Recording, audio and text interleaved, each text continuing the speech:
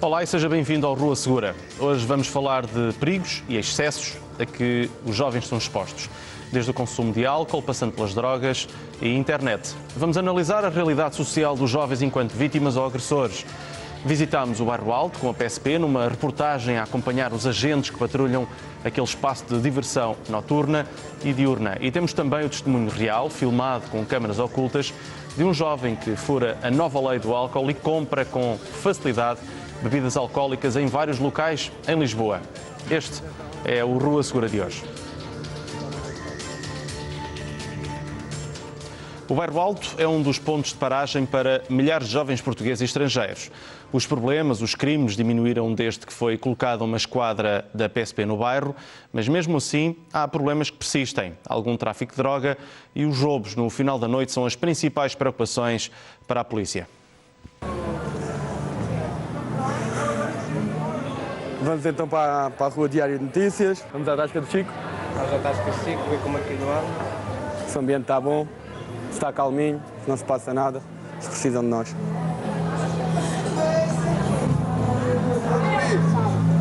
Tudo bem?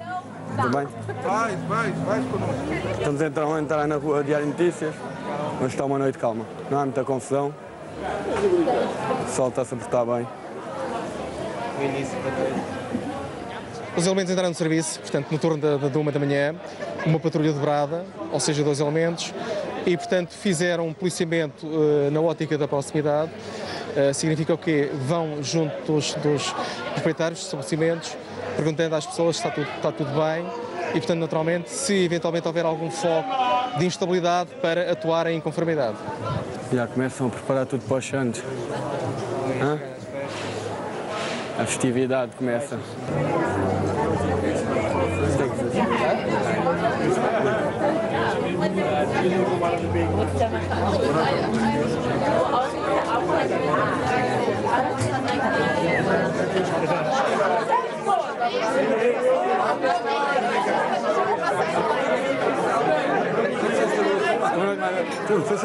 Está calma à noite, está tudo tranquilo. Fodinho é sempre tranquilo. Casa cheia já vale a pena. Não há nenhum problema. Boa noite, obrigado. O Bairro Alto não tem problemas. Não tem. Há alguns, mas é fim de noite, são coisas pontuais. Não...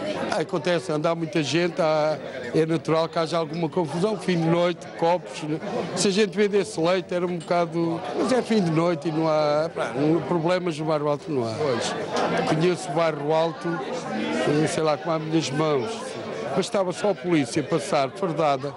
As pessoas respeitam. Olha, vê uma farda, há um que dá uma boca ao outro, mas respeitam. Porque o povo é mesmo assim. Mas violência não há. E vivo aqui. Bem, o bairro ultimamente tem estado tranquilo. Não temos apanhado grandes confusões à noite, quando costumava ser mais caótico. Ultimamente temos tido dias tranquilos. Noites principalmente. Sinto-me bastante segura, nunca tive qualquer problema e acho bastante divertido, acho incrível como é que Lisboa tem um ambiente tão bom à noite. São sempre bastantes policiais na rua, nunca tive qualquer problema. Por exemplo, roubos, esse tipo de coisas, nunca te aconteceu nada? A mim não, mas sim, obviamente com grandes multidões é normal as pessoas serem assaltadas sem se aperceberem. Tens alguma sugestão para melhorar a segurança? Acho que é terem muita atenção aos bolsos, as pessoas não devem andar com os objetos de valor muito à vista e acho que a nível de policiamento acho que devia ser um bocadinho melhorado, porque nestas ruas não se vê muita polícia. Até à Rua da Atalaia. Ver como é que está o movimento por ali. Se está-se tudo a portar bem ou não.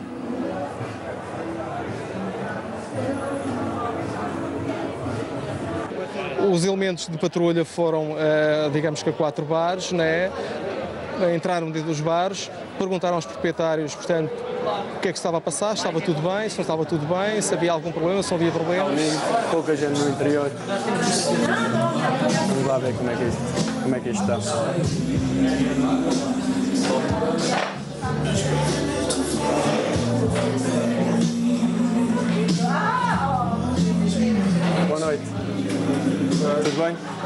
Está tudo calmo por aqui?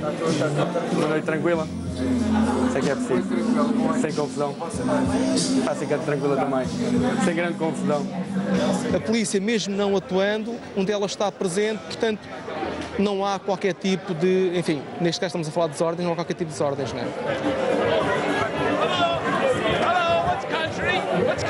Tá bom. Está aqui o ambiente.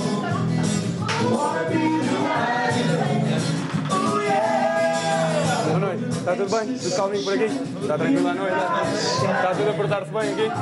É. Na rua também? Então que balanço é que fazem desta patrulha?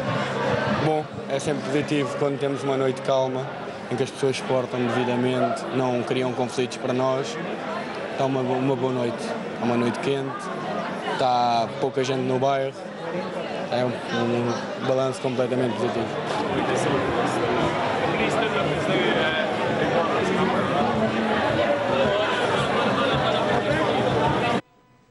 Uma noite calma esta, mas mudando de assunto, a idade mínima para o consumo de álcool aumentou dos 16 para os 18 anos, mas a nova lei só impõe esta regra às bebidas espirituosas. A legislação está em vigor desde o dia 1 de maio, mas muitos estabelecimentos não cumprem a lei. As multas podem atingir os 30 mil euros.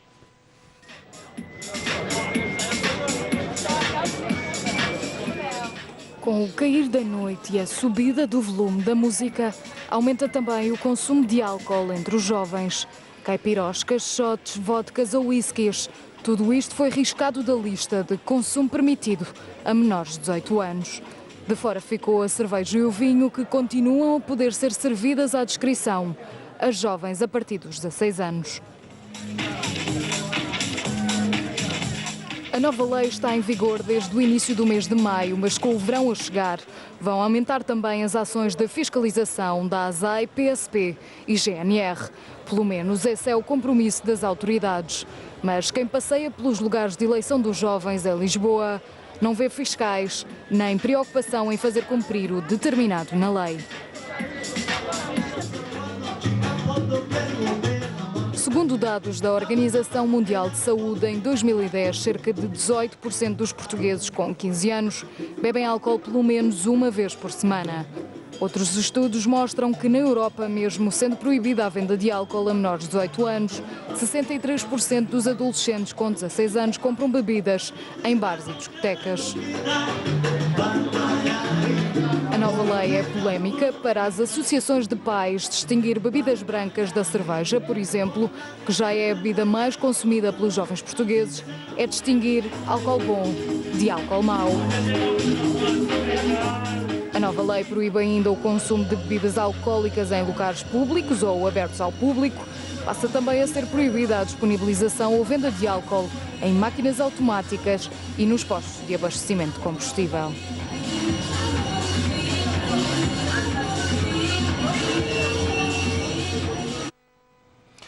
A CMTV foi testar a aplicação desta nova lei. Lourenço tem 16 anos e comprou 3 garrafas de vodka sem dificuldade nenhuma. Bares, supermercados, lojas de conveniência e bombas de gasolina. Em nenhum destes locais os responsáveis pediram qualquer identificação ou questionaram a idade do jovem. O posto de combustível foi a primeira paragem. Predomina a oferta de cerveja e vinho, mas só uma bebida espirituosa põe em causa o cumprimento da lei.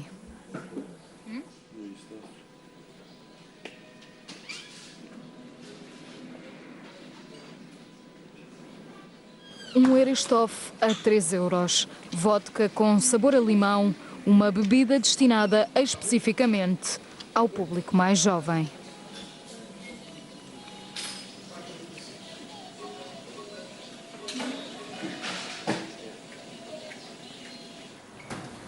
Boa tarde.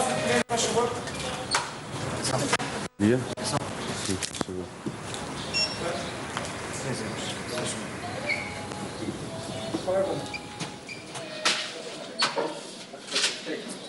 5% de teor alcoólico comprado, sem dificuldade, sem bilhete de identidade ou identificação. Os mais importantes.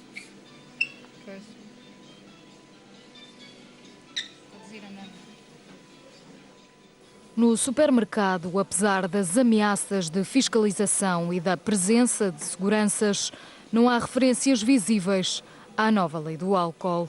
Os corredores percorrem-se sem problemas, sem interrogações.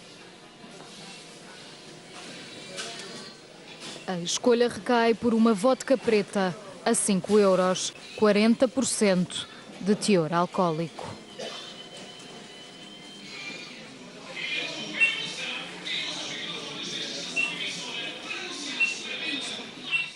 Ao passar na caixa registradora, fica só uma pergunta.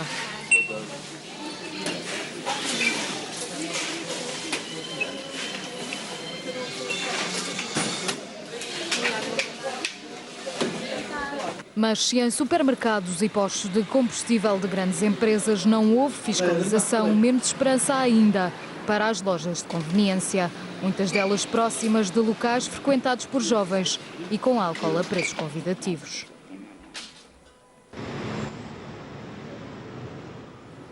O tamanho pode enganar, mas a idade não mente. Lourenço nasceu em 1996, tem 16 anos. Mais de um mês depois da entrada em vigor da nova lei do álcool, em postos de combustível, supermercados, lojas de conveniência e bares, ninguém colocou entraves à compra e consumo de bebidas espirituosas a um menor de idade.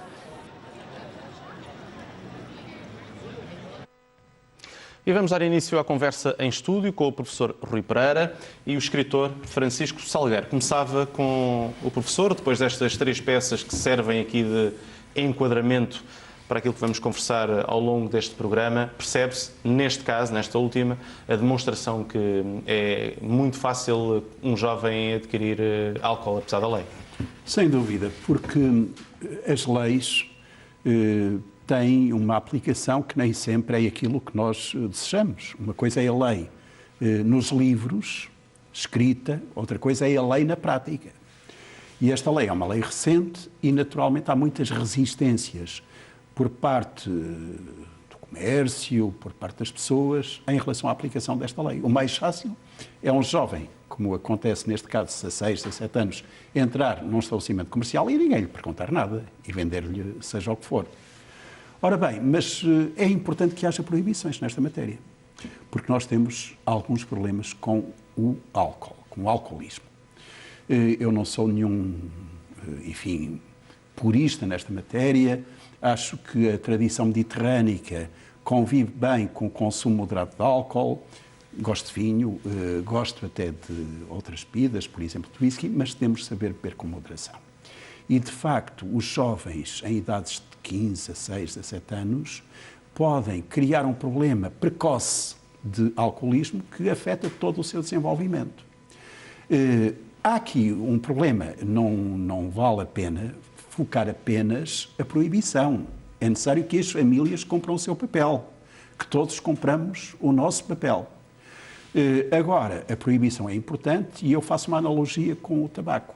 Eu estou convencido que o fim da publicidade ao tabaco e que a política proibicionista deu os seus frutos. Quando era jovem, eu lembro-me dos anúncios extraordinariamente perversos que havia em relação ao tabaco. Mostrar um homem a cavalo a fumar e a usufruir o ar da pradaria, mostrar alguém a fazer surf e dizer que o tabaco faz muito bem aos pulmões, é realmente uma grande perversidade. E o mesmo se passa com o álcool. Pretende-se dar um sinal de masculinidade, de liberdade, quando o álcool, em excesso, viciante, realmente dá o efeito contrário. É necessário que as autoridades cumpram o seu papel, é necessário que o comércio saiba distinguir, é necessário que as famílias, as escolas, cumpram também o seu papel. Quanto a esta distinção entre bebidas mais ligeiras, bebidas mais pesadas, bem, é uma distinção possível, mas na realidade há aqui coisas que são irresolúveis. Por exemplo, a cerveja. O que é que impede os jovens, por exemplo, em situações de queima das fitas, de beberem cerveja até à exaustão, até caírem em coma alcoólico?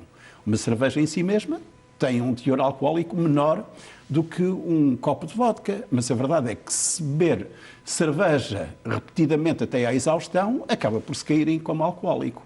Portanto, há aqui um esforço que tem de ser constante. Não digo que se caia no puritanismo de proibir completamente qualquer ingestão de álcool antes dos 18 anos, entre os 16 e os 18 anos, mas tem de ser muito cauteloso nisso e a comunidade tem de se unir para defender os jovens.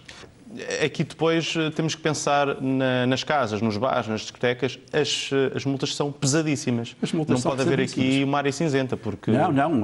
As coimas, neste caso, têm de ser muito pesadas para realmente, digamos assim, o delito não compensar. Agora, as pessoas têm uma consciência teórica e têm uma prática diferente. Eu estava a ver estas imagens do Bairro Alto e lembrei-me de uma situação muito curiosa que se passou comigo há uns anos atrás. Exercia funções de ministro e fomos para o Bairro Alto para uma campanha de sensibilização por causa do álcool e da condução. Com o secretário de Estado, com o presidente da Autoridade Nacional de Segurança Rodoviária, chegámos a um destes bares e havia lá alguns foliões que nos cumprimentaram todos contentes a dizer: sim senhor, é assim mesmo, temos de evitar o consumo excessivo do álcool. Bem, a seguir fomos para a Infante Santo, onde a polícia estava a fazer uma operação de autostop.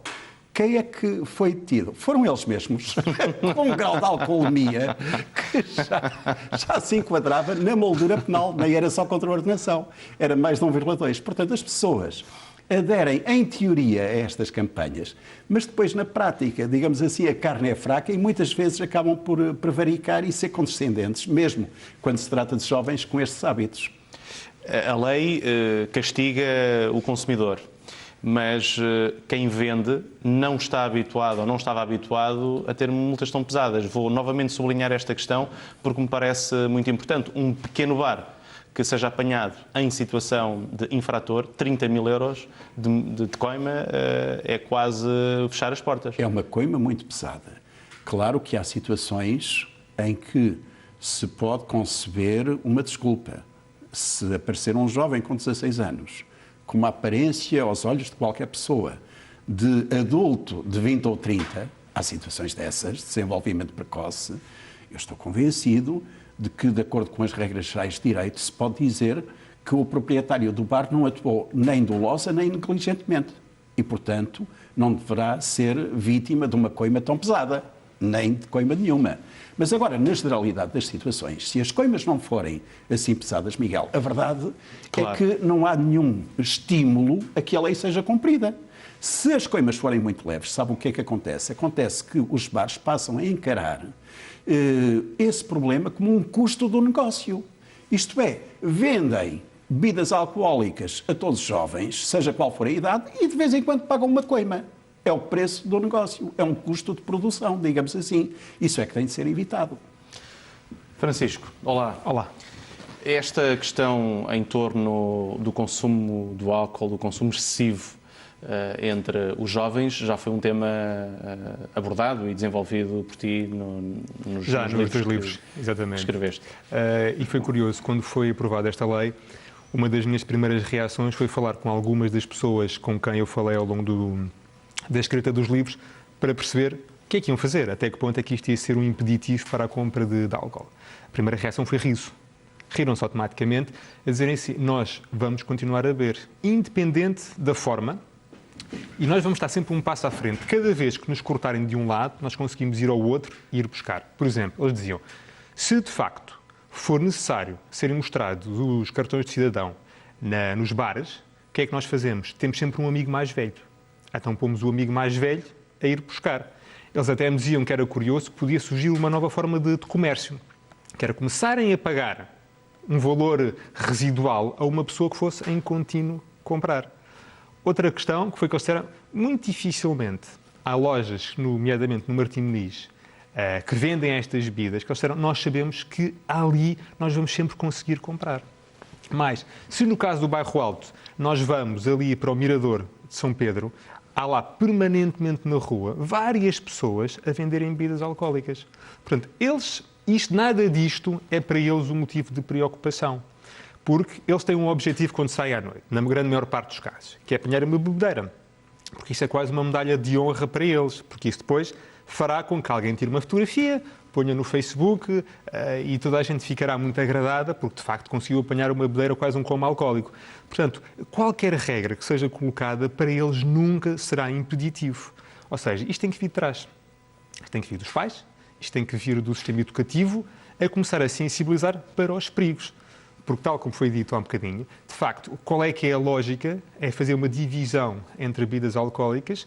Se posso beber uma cerveja mais cedo, mas se eu bebo 40 cervejas, qual é que era a diferença entre essa cerveja e uma bebida branca? Não há.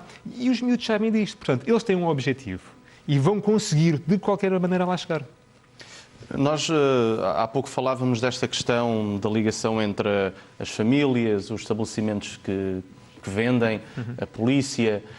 Isto é, no fundo, a aplicação de uma lei que, como o professor já disse, é importante. Mas depois, como é que, tendo em conta que não se consegue aplicar na totalidade, portanto, como é que isto se combate? Ou seja, como é que se chega ao objetivo de cada vez menos existirem problemas graves na condução, as agressões, com o álcool? Passa apenas pelas eu vejo aqui pais, duas formas. Tem que ter uma participação Há nisto. claramente, no princípio, uma responsabilidade muito grande dos pais e das escolas.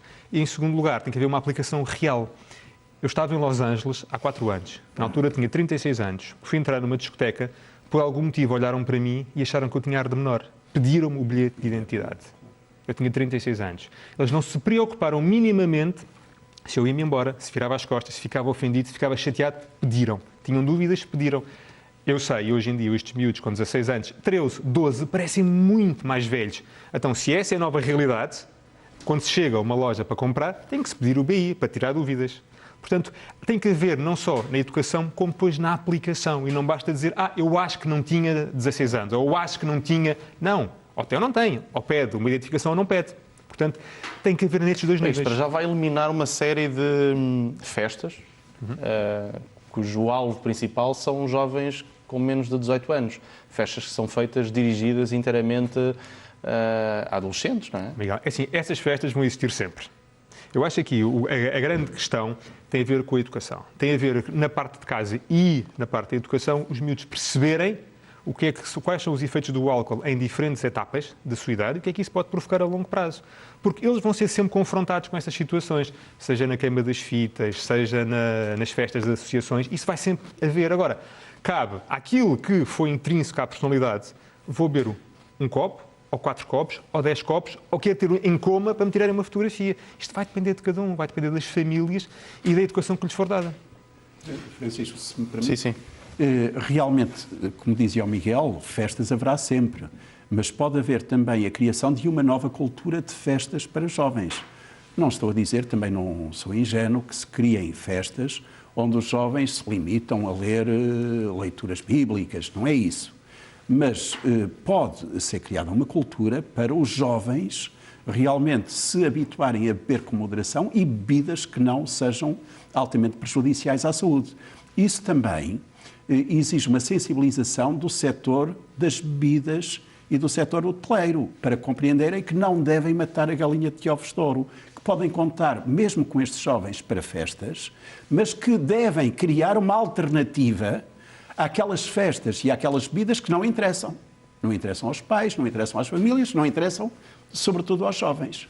Por outro lado, em relação à política proibicionista, eu acho que o Francisco tem toda a razão, mas eu defendo, e realmente é necessário aplicar as proibições. Mas as políticas proibicionistas, neste caso, são importantes. É evidente que há políticas proibicionistas cegas. Por exemplo, a lei seca nos Estados Unidos levou até a uma emenda à Constituição norte-americana, que proibiu completamente as bebidas, nem por isso as bebidas deixaram de ser consumidas, até foi criada uma... O crime aumentou. O crime aumentou, foi criada uma criminalidade associada ao tráfico das bebidas, mafiosa, enfim. Mas a proibição, nestes casos, é muito importante, porque, sobretudo, impede a criação de novas vocações. Por exemplo, a proibição em relação ao tabaco. Uma pessoa que seja fortemente viciada no tabaco, e eu fui até 2000, procura sempre alternativas. Vai a correr nos aeroportos para aquelas salas fechadas que parecem câmaras de gás, onde as pessoas estão todas umas sobre outras a fumar, e vão a qualquer sítio para poderem fumar. Mas as pessoas que não começaram ainda a ficar viciadas não têm alternativas. Não têm alternativas nos trabalhos, nos restaurantes e por aí fora. E, portanto, eu acredito que essa política proibicionista, sensata, com a sua moderação, e impeça novas vocações, como também no caso dos jovens. O que é preciso, realmente, de acordo com o Francisco, é ser cumprida. É que as autoridades façam cumprir a lei, é que os próprios estabelecimentos não tenham dúvidas em pedir realmente os cartões de cidadão ou bilhetes de identidade para não beber bebidas alcoólicas quando não devem. E não arrisquem. Só interromper, há aqui uma questão que é muito importante. Eu tenho visto um paradigma a mudar muito em termos da organização de festas nos últimos 10 anos. Há 10 anos organizavam festas quem tinha capital para investir, em discotecas, e hoje em dia vejo grupos de amigos que se organizam através do Facebook, por exemplo, e organizam eles próprios festas. E que festas são estas que organizam? Festas que eles veem em séries que eles gostam. Por exemplo, está a começar a aparecer cá muito em Portugal as festas Skins. O Skins foi uma série inglesa em que havia um grande excesso de álcool, sexo e drogas. E estão a começar a ver. São organizadas por miúdos, que vão ao Facebook, dizem custa 10 euros a entrada ou 20 euros a entrada, arranjam um barracão e metem tudo lá para dentro. Ou seja, não há ali adultos sequer a supervisionarem ou terem alguma responsabilidade. E, portanto, acabam por ser já os próprios jovens a fazer esse tipo de situações. É verdade, mas isso é a questão também da publicidade, da cultura e da prevenção. Por exemplo, na condução, eu sempre foquei muito esse ponto. Os bons também conduzem mal nos filmes policiais. Não são só os maus. Os bons também conduzem excesso de velocidade, também provocam uma série de acidentes para deterem os maus. Portanto, não há nenhum filme, nem culturalmente nenhuma corrente que defenda as boas práticas de condução defensiva. O mesmo se passa com as bebidas. Quer no tabaco, quer na droga, quer nas bebidas, haver uma publicidade negativa para mostrar os perigos para os jovens e haver certas proibições publicitárias, eu acho que é muito eficaz. É realmente muito eficaz. No tabaco isso está... Mas difícil também de aplicar, porque a indústria das bebidas é muito forte em Portugal, para o país pequeno que temos. Eu sei, a propósito de campanhas de prevenção rodoviária. Sei que nós temos uma economia em que o vinho tem um peso muito importante e deve tê-lo. Enfim, no tempo do Dr. Oliveira Salazar dizia-se que o vinho dava de comer a 1 milhão de portugueses e há uma grande tradição à volta do vinho. Eu sou transmontano e conheço-a muitíssimo bem, mas é necessário, de facto, não matar, repito, a galinha dos ovos de ouro. Não ferir as nossas crianças, não as comprometer a um futuro irremediavelmente associado ao vício à custa da defesa do álcool. É possível defender essa tradição mediterrânica do vinho sem comprometer as gerações futuras. É esse o ponto de equilíbrio. Vamos só...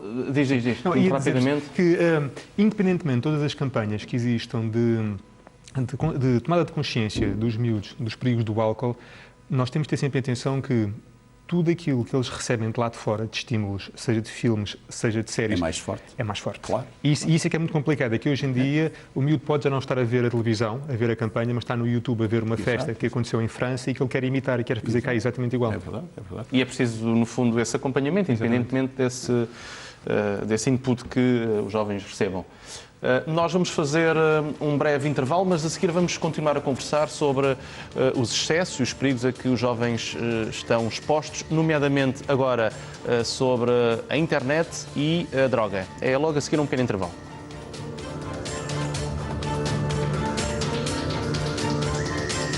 O assalto ao banco deveria ser um golpe espetacular. Caso resultasse, a família Winkler tornava-se rica.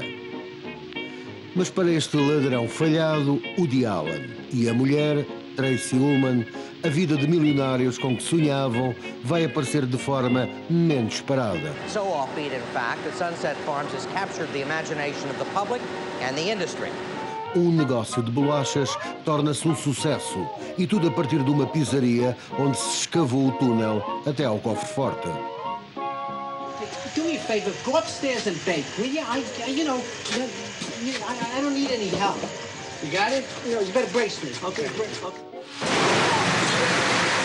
Vigaristas de Bairro, uma comédia escrita e realizada por Woody Allen para ver este domingo às 6 da tarde.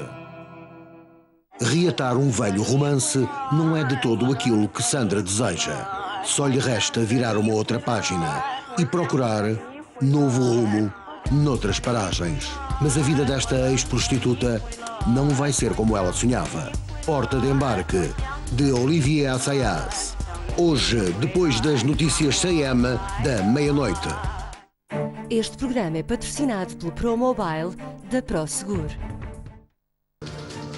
Rua Segura, segunda parte. Do álcool passamos para as drogas, mas mantendo a ligação aos jovens. O consumo de estupefacientes é uma das principais causas de morte entre os adolescentes da Europa. A conclusão consta do relatório europeu de drogas de 2013.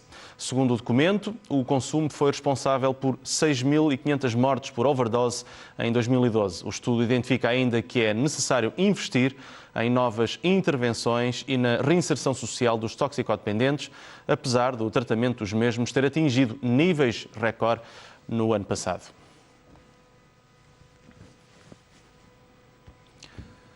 Professor, temos aqui uma outra questão, um problema diferente, mas com semelhanças ao consumo do álcool. É muito grave, porque no caso da droga há uma verdadeira servidão humana, para citar um comercial célebre.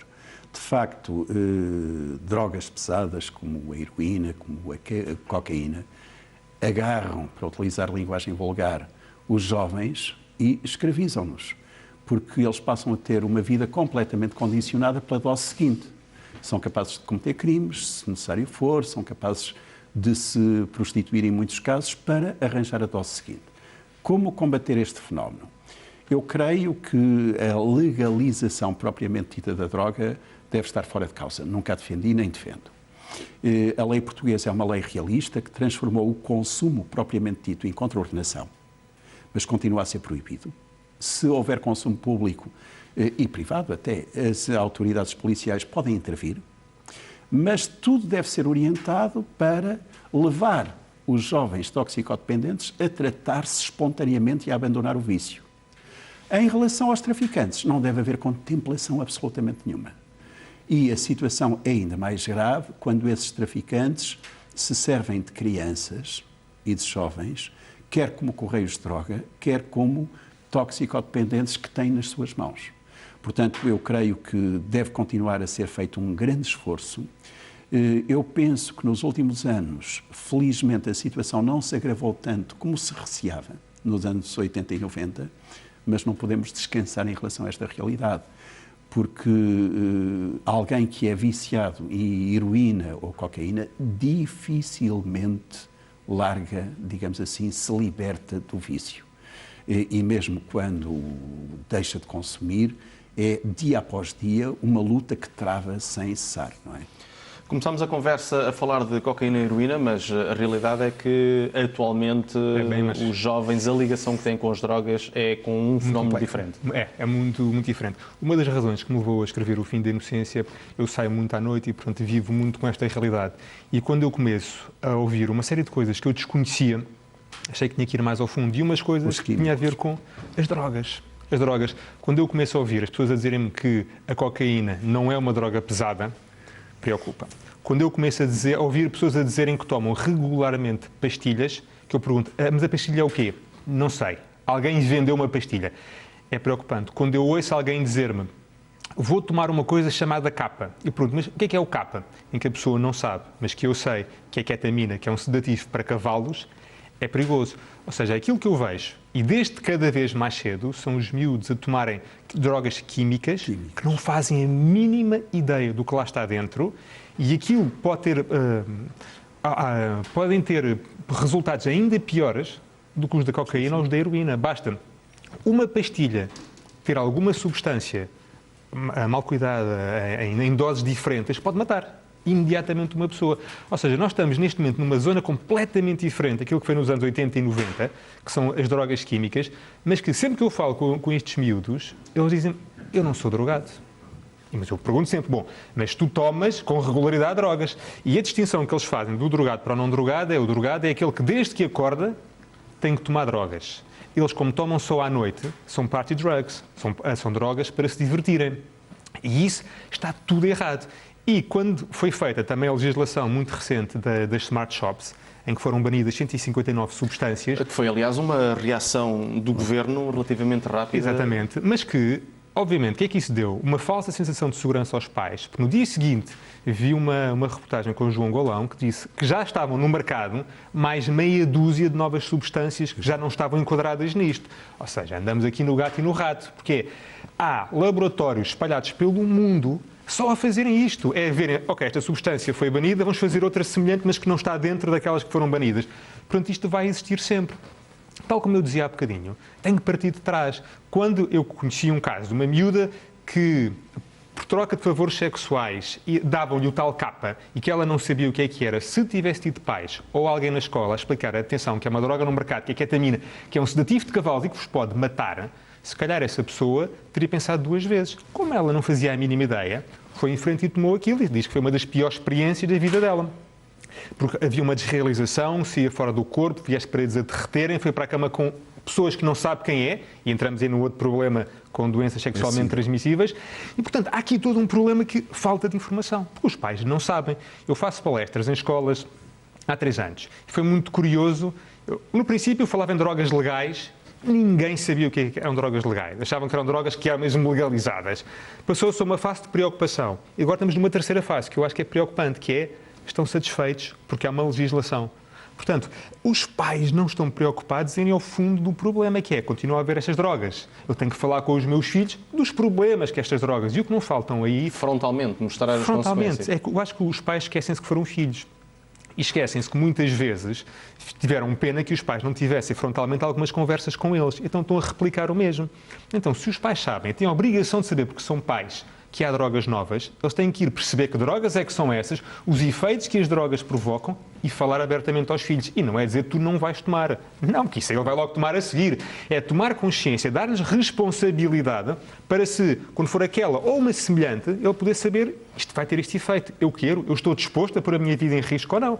E nós basta vermos nos jornais, muito recentemente, vários casos de miúdos que foram em coma para o hospital com drogas químicas. Basta, se os pais leem o jornal, falem com os filhos sobre isso, abertamente, não de um ponto de vista demasiado paternalista, mas de igual para igual a explicar, olha, acontece isto, isto e isto. Depois, para sublinhar ainda mais esse problema, nós tentamos, como é óbvio, quando falamos destes temas, trazer as partes envolvidas.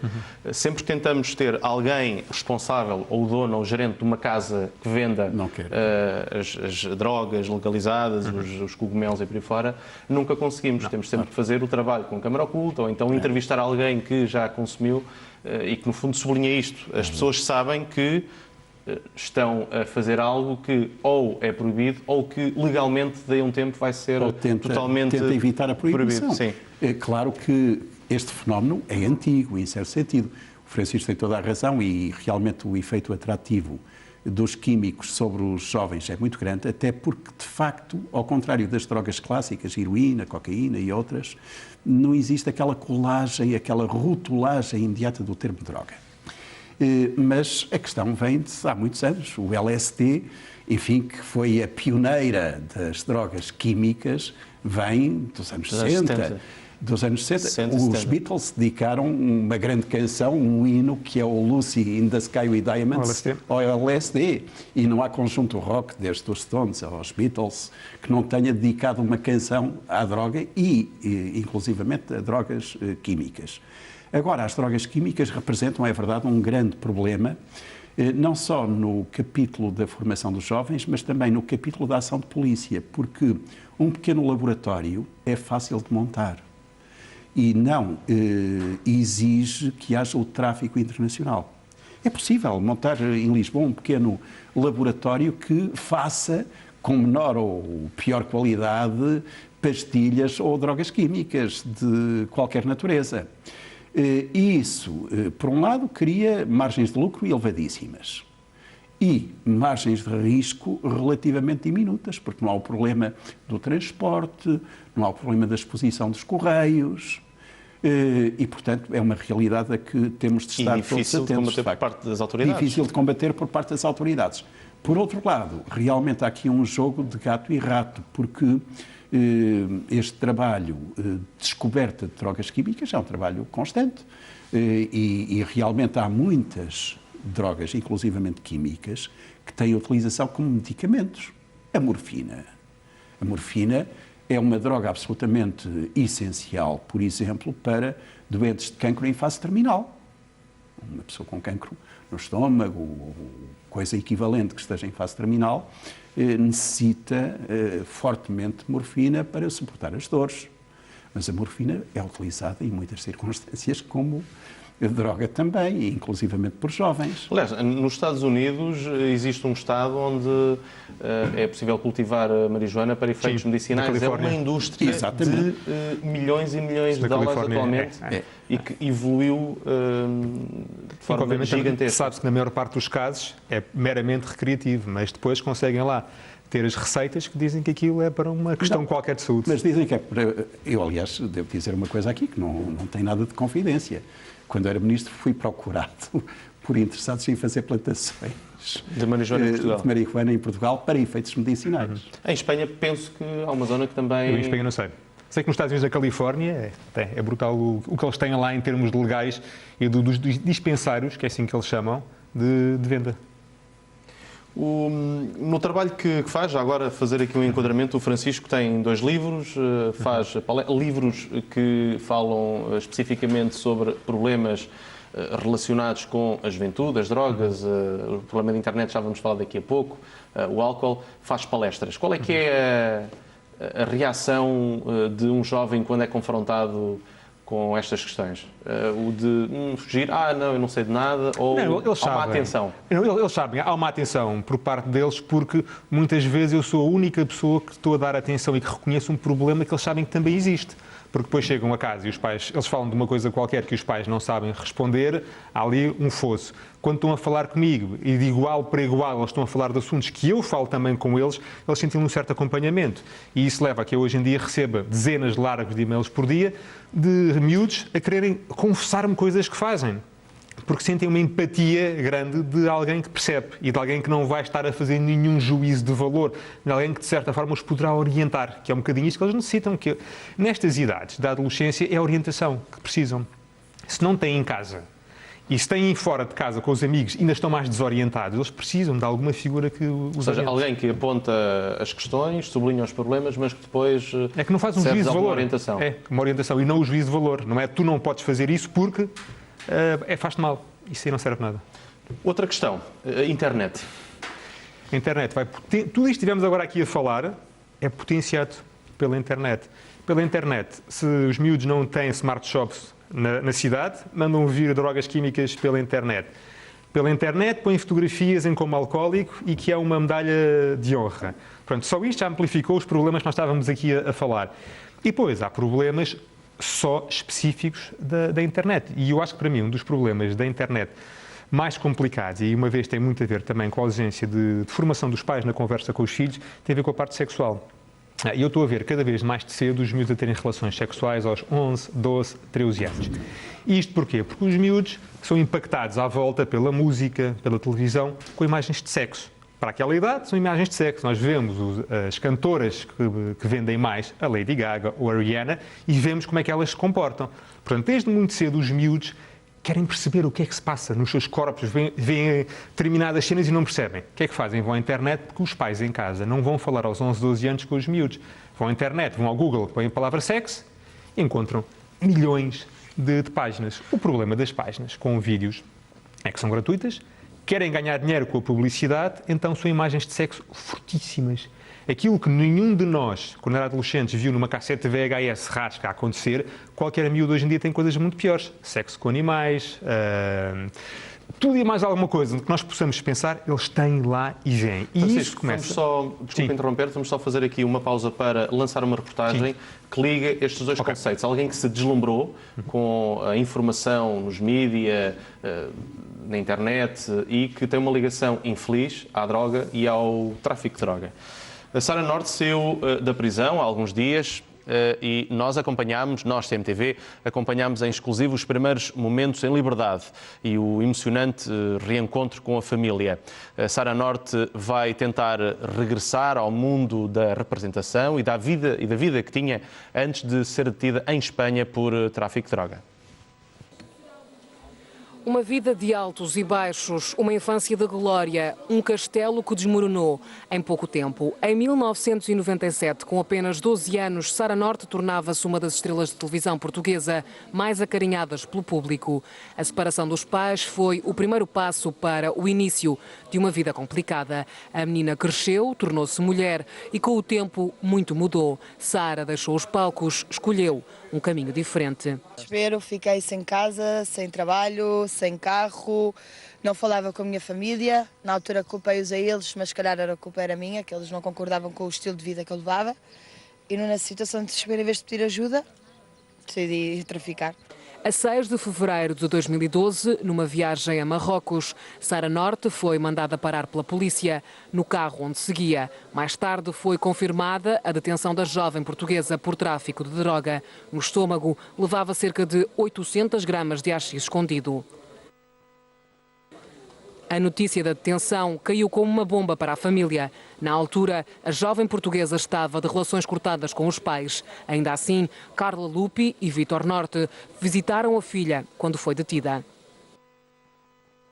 Sara foi ouvida em tribunal. Da boca do juiz ouviu a sentença que lhe roubava 16 meses de liberdade. A pena foi cumprida em Espanha, no centro penitenciário de Botafogo, em Algeciras. Na prisão, Sara vivia uma realidade diferente. Em Portugal, a mãe da jovem batalhava contra um cancro terminal. Carla Lupi fez questão de estar ao lado da filha, até poder. E foi na prisão que Sara Norte viveu um dos momentos mais difíceis, a morte da mãe que perdeu a batalha contra o cancro. Tinha a oportunidade de cumprir a minha pena em Portugal, mas não quis. Preferi manter-me à margem e que a minha mãe tivesse uma despedida calma, sem grandes confusões, que eu sei que se fosse a haver. E preferi despedir-me dela agora quando sair. Tenho todo o tempo, estou mais calma, a minha família já está recuperada e o que tiver que sofrer, sofro sozinha. Passado meio ano, eis que chegou o dia em que Sara deixou a cela. Caminhou em direção à liberdade, sorridente e com vontade de enfrentar o mundo, mas sem esquecer os tempos difíceis que passou na cadeia. 4 dias depois da minha mãe falecer, tive um ataque de ansiedade, como penso que é normal, e em vez de me mandarem para uma enfermaria, não, bateram-me 4 funcionários. Eu, na altura, não me denunciei, porque há sempre represálias nestes sítios. Quando quis denunciar, ameaçaram-me com mandarem-me outra prisão, portanto não vale a pena.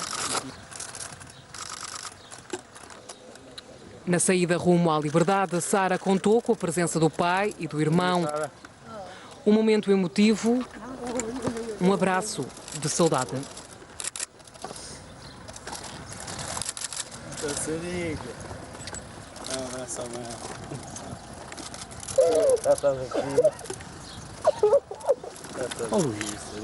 Toda a gente tem momentos difíceis. A Sara passou pelo inferno dela. Agora saiu. Veio à tona outra vez.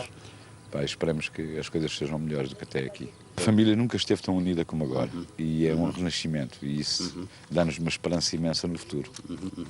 A mãe vai lhe fazer falta? Claro, não é? Qual é a mãe que não faz falta aos filhos? Não é? Mas pronto, é uma nova fase da vida dela. E da minha. E da família toda. Estamos juntos.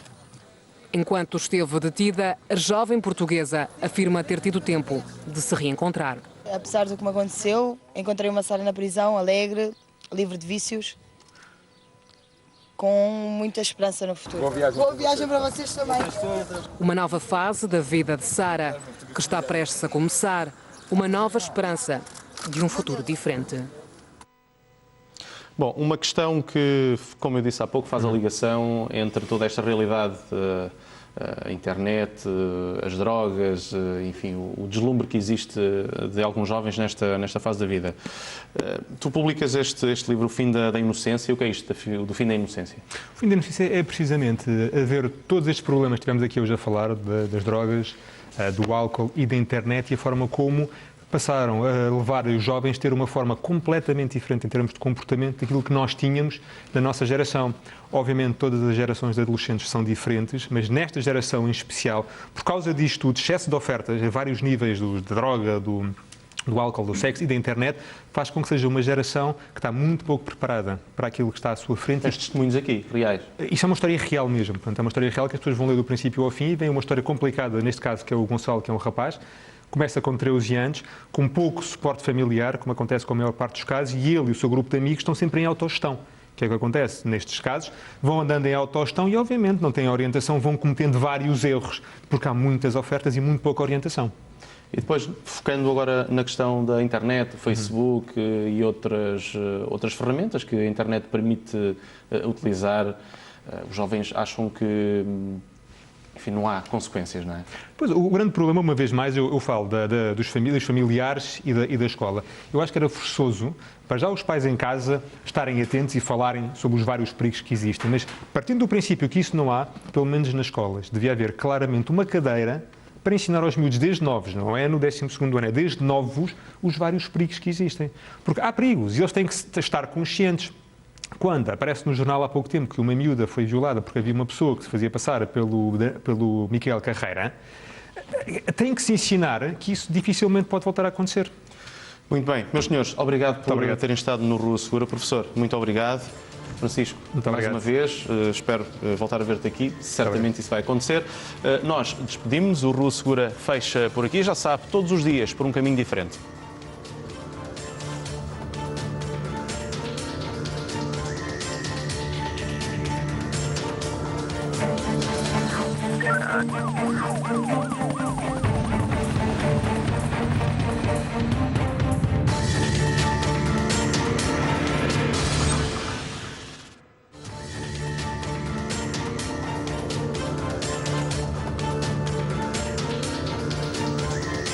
Este programa é patrocinado pelo ProMobile da ProSeguro.